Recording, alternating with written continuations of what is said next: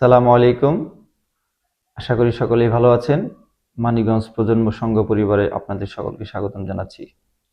মানিকগঞ্জ প্রজন্ম সংঘ বিভিন্ন সামাজিক সমস্যা নিয়ে কাজ করে থাকে। আমাদের এবারের বিষয় হচ্ছে বেকার সমস্যা।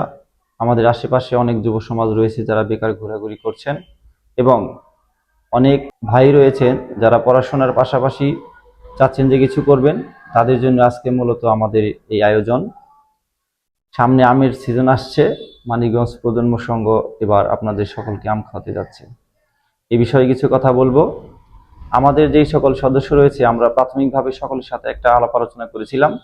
তারা সকলে এই বিষয়ে একমত, সেটা হচ্ছে যে সামনে যেহেতু আমের সিজন, এই সিজন উপলক্ষে আমরা সকলে সম্মিলিতভাবে এই বিষয়ে যেন আমরা সরাসরি আম বাগান থেকে, যেমন ধরুন রাজশাহী, চাঁপাই, নওগাঁ যেই সমস্ত এলাকাতে ভালো জাতের আম পাওয়া যাচ্ছে, আমরা সেই সমস্ত এলাকাতে সপরিবারে একটি টিম আমরা সেখানে ভিজিট করব এবং আম বাগানে গিয়ে সরাসরি মালিকের সাথে কথা বলে ফরমালিন মুক্ত এবং বিষমুক্ত আম আমরা সংগ্রহ করে আপনাদের খাওয়ানোর চেষ্টা করব ইনশাল্লাহ।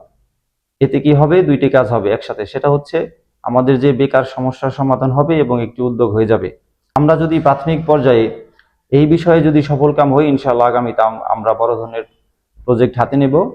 এটা হচ্ছে আমাদের কর্মসংস্থান দূর করার একটি লক্ষণ। তো আপনাদের কাছে সকলে আহ্বান থাকবে, বিশেষ করে যারা মানিকগঞ্জ প্রজন্ম সংঘ সদস্য রয়েছেন সকলের কাছে আহ্বান থাকবে, আমরা খুব দ্রুতই সামনে একটি মিটিং দিচ্ছি।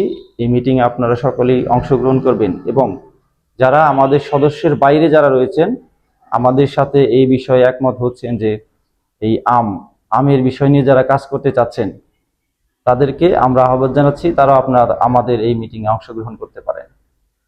তো পরিশেষে সকলকে বিষয়টি আবার বলতে চাই, সেটা হচ্ছে আমাদের একটাই উদ্দেশ্য, সেটা হচ্ছে মানুষের সেবা করা। আমরা আম সংগ্রহ করব যেন মানুষকে আমরা বিষমুক্ত এবং ফরমালিন মুক্ত আম খাওয়াতে পারি। এটাই হচ্ছে আমাদের লক্ষ্য উদ্দেশ্য। সাথে আমাদের যারা বেকার যুবক ভাই রয়েছেন তাদের একটা কর্মসংস্থান হলো এবং তারা একটা উদ্যোক্তা হয়ে গেল। এটাই আমাদের মূল লক্ষ্য।